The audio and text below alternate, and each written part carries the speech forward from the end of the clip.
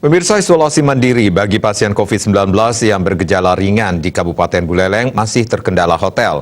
Selain dana yang diberikan pemerintah pusat kurang memadai, para pengelola hotel juga merasa was-was jika hotelnya dijadikan tempat mengisolasi pasien COVID-19.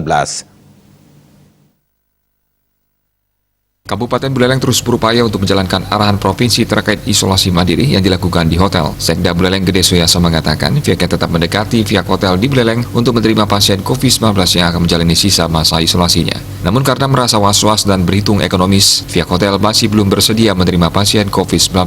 Maka dari itu gugus tugas percepatan dan penanganan COVID-19 mengarahkan isolasi dilakukan di Denpasar. Namun beberapa pasien menolak untuk melakukan isolasi di Denpasar. Suyasa menambahkan sudah ada pasien yang menjalani isolasi mandiri di beberapa villa dan tempat isolasi yang disediakan dokter. Juga menyiapkan SOP-nya dengan baik, gitu kan, ada beberapa. Sehingga kemudian sisanya ada beberapa yang juga akan berakhir masa isolasinya 1-2 hari ke depan. Memang tidak banyak sungguhnya di kita yang masih tersisa untuk melakukan isolasi. Namun kita tetap berupaya supaya yang baru-baru bisa dikirim ke provinsi kalau di Buleleng. Kami terus melakukan pendekatan.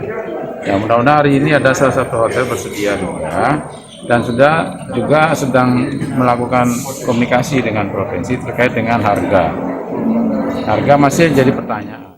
Terkait SOP yang diminta pemilik hotel, Suyasa mengatakan secara teknis dapat dirumuskan di masing-masing daerah. Namun saat ini, hal yang belum mendapatkan kesepakatan dari Pemprov Bali adalah biaya sewa kamar yang hanya dibayar per orang.